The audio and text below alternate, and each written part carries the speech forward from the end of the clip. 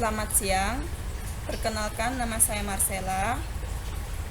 Di sini saya akan menyampaikan materi tentang kesalahan berbahasa dalam tataran fonologi. Baiklah, kita langsung ke materi yang pertama, yaitu latar belakang. Latar belakang. Bahasa merupakan identitas suatu bangsa. Melalui bahasa, masyarakat dapat berkomunikasi satu dengan yang lain, sehingga masalah kebahasaan tidak terlepas dari kehidupan masyarakat penuturnya. Bahasa Indonesia merupakan bahasa pemersatu bangsa.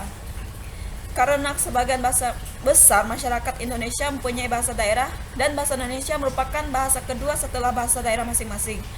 Kesalahan-kesalahan berbahasa Indonesia terdapat dalam berbagai tataran yang meliputi tataran bunyi bahasa, fonologi, tata bentuk, kata, morfologi, sintaksis, semantik. Kesalahan berbahasa Indonesia dalam bidang fonologi dapat dilihat dari penggunaan bahasa, baik secara lisan maupun tertulis. Namun sebagian besar kesalahan berbahasa Indonesia di bidang fonologi berkaitan dengan pengucapan. Adapun rumusan masalah, yang pertama, apa yang dimaksud dengan kesalahan berbahasa dalam tataran fonologi? Yang kedua, apa metode yang digunakan dalam menganalisis kesalahan berbahasa pada tataran fonologi? Yang ketiga, apa saja macam-macam kesalahan berbahasa dalam tataran fonologi? Manfaat dan tujuan. Tujuannya yang pertama untuk mengetahui pengertian kesalahan berbahasa, yang kedua untuk memahami metode analisis kesalahan berbahasa pada tataran fonologi, yang ketiga untuk mengetahui macam-macam kesalahan berbahasa dalam tataran fonologi. Manfaat. Diharapkan dengan adanya makalah ini bisa menambah pengetahuan, maka ketika kesalahan tersebut telah terjadi dan diketahui, hendaknya segera dilakukan alternatif pembenaran atau larat dan anti-analisis di mana letak kesalahan yang terjadi sehingga dapat berbahasa dengan baik dan benar sesuai dengan kaidah dalam bahasa Indonesia. Kajian teori. Yang pertama, yang A, analisis kesalahan tataran fonologi. Fonologi ialah bidang linguistik yang mempelajari, menganalisis, dan membicarakan runtutan bunyi-bunyi bahasa yang secara etimologi terbentuk dari kata fon, yaitu bunyi, dan logi, yaitu ilmu. Dengan demikian, fonologi merupakan sistem bunyi dalam bahasa Indonesia, atau dapat juga dikatakan bahwa fonologi adalah ilmu tentang bunyi bahasa. Kesalahan berbahasa dalam tataran fonologi pertama-tama dipandang dari penggunaan bahasa secara lisan maupun secara tulisan. Kombinasi sudut pandang itu ditemukan aneka jenis kesalahan berbahasa. Sebagian besar kesalahan berbahasa Indonesia di bidang fonologi berkaitan dengan pengucapan. Tentu saja bila kesalahan berbahasa lisan ini dituliskan, maka jadilah kesalahan berbahasa itu dalam bahasa tulis. Selanjutnya, model analisis kesalahan berbahasa. Analisis kesalahan berbahasa adalah suatu prosedur kerja. Sebagai suatu prosedur kerja atau metode, analisis kesalahan berbahasa memiliki langkah-langkah kerja tertentu. Yang C, model analisis kesalahan berbahasa dalam bidang fonologi. Agar lebih mengetahui perihal analisis kesalahan berbahasa, dapat mempelajari sejumlah model analisis. Salah satunya, model analisis kesalahan berbahasa Indonesia yang dikembangkan oleh Tarigan dalam buku analisis kesalahan berbahasa dalam bidang fonologi. Penyebab kesalahan berbahasa di bidang fonologi. Yang A, kesalahan pengucapan fonem. Misalkan, fonem A diucap E. Contoh, mengupayakan menjadi mengupayakan. Fonem I diucap E. Contoh, keliru menjadi keleru.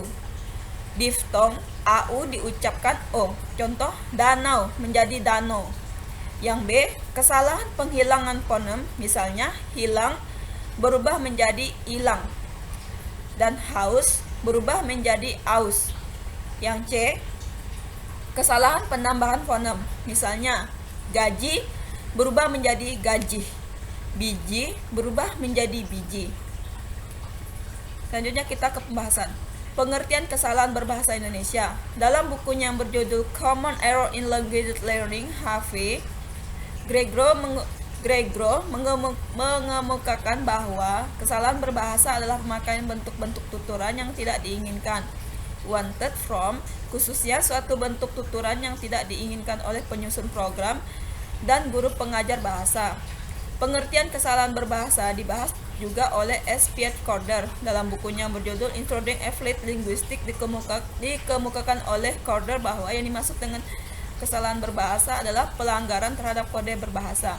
Pelanggaran ini bukan hanya bersifat fisik, melainkan juga merupakan tanda kurang sempurnanya pengetahuan dan penguasaan terhadap kode.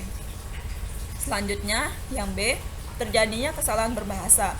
Kesalahan berbahasa tidak sama dengan kekeliruan berbahasa. Keduanya memang merupakan pemakaian bentuk-bentuk tuturan yang menyimpang. Kekeliruan pada umumnya disebabkan oleh faktor performansi, keterbatasan dalam mengingat sesuatu, atau kelupaan menyebabkan kekeliruan dalam melafalkan bunyi bahasa, kata, urutan kata, tekanan kata, atau kalimat, dan sebagainya. Yang pertama adalah pada vokal. Kesalahan pengucapan pada vokal biasanya terdapat pada perbedaan cara pengucapan oleh penutur bahasa antar daerah, logat atau dialek yang sudah menjadi kebiasaan dengan ciri khasnya masing-masing, baik dari tekanan, intonasi, serta panjang pendeknya bunyi yang membangun aksen yang berbeda-beda. Pada vokal e terkadang disebut dengan atau e. Contohnya kata pilek. Orang yang berkebudayaan Jawa akan mengatakan pilek sama halnya dengan bahasa Indonesia pada umumnya. Namun terkadang terdapat kebudayaan yang dialeknya atau logatnya justru berbeda, seperti Sumatera, Flores, dan daerah luar Jawa lainnya. Yang kedua, pada konsonan. Kesalahan pengucapan pada konsonan sesuai dengan aslinya. Konsonan dapat berbahasa Indonesia dapat dikategorikan berdasarkan 3 faktor, yakni yang pertama, keadaan pita suara, yang kedua, daerah artikulasi, dan yang ketiga, cara artikulasi. Baiklah, kita ke penutup.